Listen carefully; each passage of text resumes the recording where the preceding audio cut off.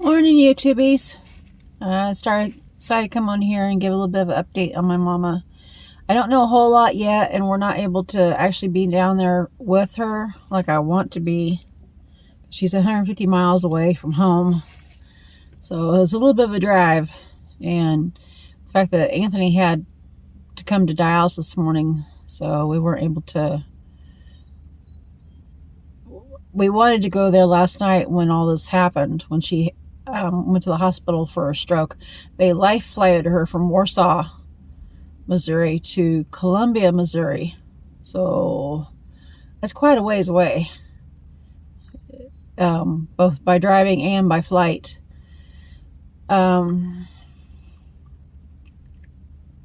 Not able to go down to see her today. My dad is gone this morning when we were leaving the house to come to dialysis. My dad was leaving to go to the hospital to see her. A friend was picking him up to take him, because Dad doesn't drive in the city. He might be able to when he was younger, but nowadays he doesn't go to even drive as it is. So there's no way he'd make it in all the traffic without having literally a nervous breakdown and bawling profusely. He can't handle the traffic anymore, which I'm the same way. I don't drive currently because I don't have my driver's license still. I need to get that done, but I hate driving. But anytime I've had to drive even just a little bit of, we've always lived in a small town, so there was very minimal traffic. But anytime I had to drive out on the highway where there's more traffic, I'd go into panic mode, and I would literally have a death grip on the wheel, to the point where by the time I got to my destination, my fingers would be so stiff around the steering wheel that I could hardly get them off, and I had white knuckles and everything because I'd be hanging on so tight. That's how, probably not the safest I know to drive like that, but I can't help it. I'm not good with driving in high traffic or even moderate traffic. Me, it's gotta be small town traffic. Like the town we live in, Warsaw, Missouri, is like 2,000. So me, that's, I think my hometown, I think it was like, I want to say like 15,000 back when we lived there. I'm not sure what it is now. I think it was that. Point is, it was small townish. But so yeah, Mom is in the hospital. I guess what happened was, Mom and Dad, this happened yesterday while Mom and Dad were in church in their Wednesday night service. It happened at towards the beginning of the service. Mom, I guess, had leaned over on Dad's shoulder. I guess he originally thought that she was getting something out of her purse or something, so he didn't think anything of it. Then he was just assuming that she was just leaning on his shoulder, being affectionate.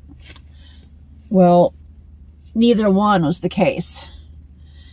Come find out, she had passed out because of the stroke and was leaning against his shoulder. And I guess, I don't know the whole story on things yet, because I'm just going by what the nurses have told me when they've called. I guess when her leaning over the way she was doing, it blocked her airway. So when they got her to the hospital, they had to intubate her. So I had to give Dad, I got that news late last night, like around midnight or something like that. The nurse that called me and let me know about that part. So I had to, before I left the house this morning, I had to give Dad the heads up about that, so he had a little bit of warning, so he wouldn't have the shock as much when he first seen her with the breathing tube down her throat. Because I know from when I seen Anthony in the hospital after he had his heart surgery, seeing him with a breathing tube down his throat, it was a little bit of a shocker for me, and a bit upsetting. I know it was needed, but it just, when you're not expecting, I was warned, but I still wasn't mentally expecting what I was about to see. So seeing him, that breathing tube down his throat and hooked up to all the machines and everything, it was a bit to take in. So I wanted to give Dad a little bit of a heads up about that this morning. He's still going to,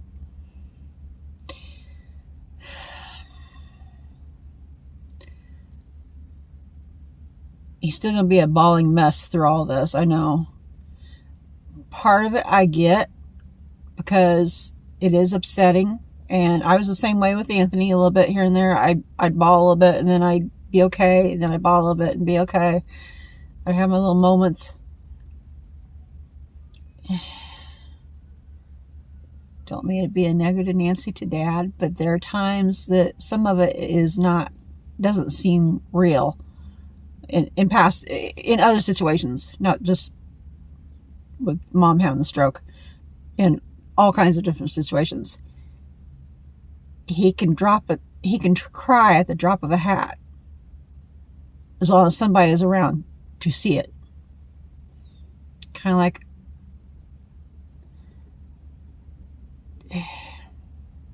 he's a narcissist. So it's like he does the crying to get the attention all to himself. Now, granted, in this situation, I'm sure part of it's going to be legit. I get that. But there are times I wonder if he plays it up a little bit to get the attention on himself. Even in this sort of a situation, Mom having a stroke, to get the attention to himself. But still, nonetheless, he's going to be probably a little bit of a crier through this, which, like I said, I get it to a degree. I really do. I cried at the beginning last night when we first got the phone call and everything, and I'm surprised I'm okay right now. Now it's just like I'm numb. It's just like,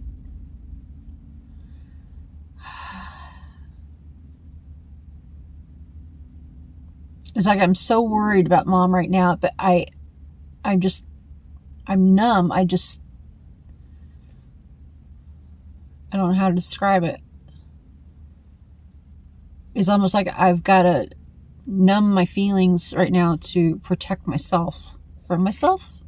If that makes any sense? I don't know. I don't know how to describe it. I am really worried about it, but I got a phone call this morning when we first got to dialysis. They called and was asking some more questions. Last night I got a phone call. They was getting ready to, they asked me a whole bunch of questions about her. She'd had surgeries, if she had any metal in her, and all this kind of stuff, because they were going to do an MRI on her. So then this morning they called. I can't remember what they were calling about. I guess to ask more questions about this and that, and about her medical history. I don't really know a whole lot about her medical history. I know just enough to hopefully be helpful. But they were asking about, she'd had, I think this is the 4th stroke she's had. So her stroke she had here recently, I think it was like a year ago, maybe. I don't know exactly. I'd have to look on Facebook, see when I posted about it last time, because I really don't remember. But they were asking if she'd been getting around on her own and everything, and be able to be independent and everything. I was like, oh yeah, she's been doing great. And like, I let them know that she has amazed me at how well she recovered. She still has her limitations, of course. Her biggest limitation that she had frustration with is her handwriting, because she always loves writing off any recipes that she sees that she wants to possibly make that she never makes. I kid you not, she I'm not even joking. Over my entire lifetime, she is probably on those little index cards, as well as she has some scrap paper that she gotten, the little, what do you call it, customer tickets from when she worked at Casey's. She always saved those to use the backside of them to write off her, what do you call it, recipes, sort of recycle. Between all the recipes she had from way back when I was a kid, she probably even wrote recipes off even before I was born. She was probably literally wrote off 1,000,000 recipes. I'm not even joking. I'm not remotely joking. That's how much this woman loves. Hang on. Okay, I'm back. I have no idea where I was at before I got interrupted. A spam call. Go figure. But, yeah, I talked to the gal this morning, and I think this is the worst stroke that Mom's had as of yet. They said that when they talk to her and she opens her eyes, generally a person will look straight forward. For some reason, she keeps looking to the left. So they're thinking something's neurologically going on. So that's the reason they're going to do the MRI and see if they can figure out what's going on, I guess. And also, when they give her little commands to, give a thumbs up or wiggle her toes, she doesn't respond. So that's got me worried right there, even. I'm worried about, I know it's too soon to really worry about too much. I'm trying to think positive and that she's okay. So thinking that she's going to be okay, I've changed my mindset and thinking she is okay. She is okay. She is well. She is just in the hospital getting, checked up. I know it's maybe not realistic, but I'm trying to, how do I say it? Trying to manifest her wellness into being, you might say. That's the only way I know how to describe it. But so she is okay. She is going to be home soon. She is going to be able to get around on her own. She might have her limitations, but she is going to be able to get around on her own. Because she likes to be independent. She likes doing things for herself. She's stubborn. Oh my God, the woman is stubborn. Her and Dad both are so stubborn. I can see where I get my stubbornness from both sides. But even I'm not as stubborn as both of them, I don't think. But if she knew that they was going to be taking her by life flight to the hospital yesterday, she would have had a fit about that, mostly because of worrying about the bill. Even though she's got insurance, it'll pay for it. She's always worried about, getting a bill, a medical bill, and stuff like that. She's stubborn as a mule. But I love her.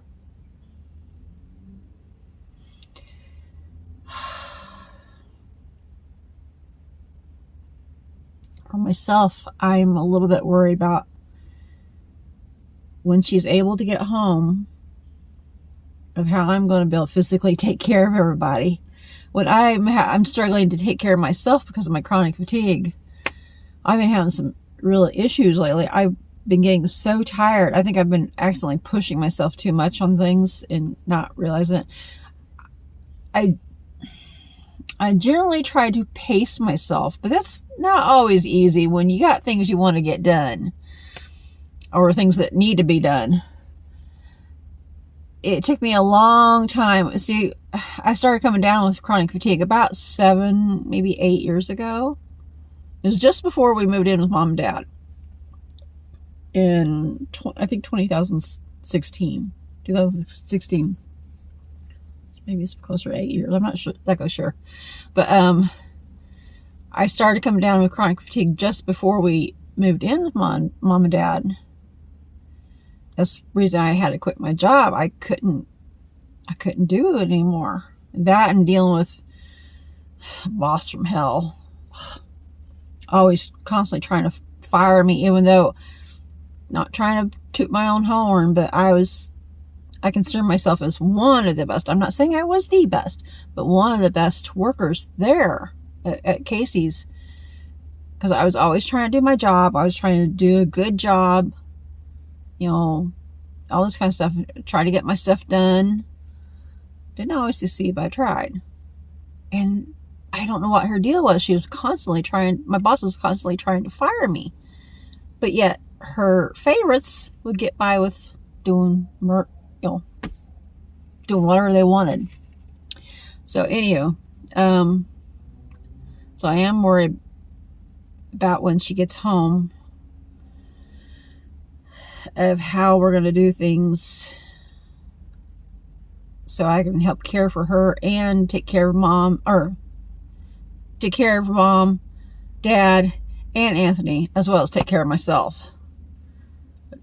This last time when she had a stroke, it was hard for me to do that, to do everything. I struggled. So this time when she gets home, I need to have things planned out better, particularly for meals. I think I'm going to come with a bunch of crock pot meals for, ease of having meals or anything. Within just a couple days of getting home after her stroke this last time, she was already in the kitchen puttering around and doing what she could. She couldn't do everything, immediately, but she was in the kitchen doing what she wanted to do, making a pie or whatever. So I'm hoping that it's going to be this case again, but we shall see. There's a chance that she might have to go to a rehabilitation center. I'm not sure if that's the same thing as a nursing home or not. After she gets out, I don't know, to be able to rehabilitate, which I know she won't like that. Like I said, she's stubborn. When she was in the hospital, I think it was the first time she had a stroke. Oh my God, she fought the doctor so much. And she was hateful with the doctor. She's normally not hateful. But this little tiny, what do you call it? Munchkin. Little Smurf. We jokingly call her a Smurf because she's so short and tiny and petite. She's only like 4'9", 5, something like that, tall. So she's so tiny and little, itty bitty little thing. And here she was getting so hateful with that doctor. It's like, oh my God, where's this coming from? Like, Row. So, because she didn't want to be in the hospital, she wanted to go home. She was adamant about that. Of course, they didn't let her go. Well, they gave her a choice. She could go home if she wanted, but they suggested not because they were, trying to help her. So she ended up staying reluctantly. Same with this last time she was in the hospital. She wanted to go home. She was adamant about doing it. Oh, a big old pretty Robin right there. Man, he's fat. But she was adamant about wanting to go home, but the doctor told her she could go home if she wanted to. They weren't going to stop her if that's what she really wanted to do. But they suggested her staying because that way she can get the help that she needed to recuperate faster. So she ended up staying. So I'm hoping that she'll pipe down a little bit on the stubbornness, at least when it comes to them wanting to give her the care and help that she needs. I figure if she wants to be stubborn, she can do it when she's trying to if there's a chance she has to learn to re-walk or something like that, and, be stubborn and, go get her on relearning whatever she needs to relearn, because it sounds like she's having some neurological issues. So I'm wondering if that's going to affect her mobility. So I was already talking to Anthony about last night, getting her a shower chair for when she gets home. So, because I do not want her falling. And there's a chance I might actually have to help her bathe. This last time I thought I was going to have to help her bathe also, but she ended up doing it on her own. I offered many times if she needed it. And of course, I know she's a private person. She doesn't like being exposed to people. So I told her if she had to, she could get in the tub and keep her backside to me, or even keep her undies on or whatever, whatever made her feel comfortable.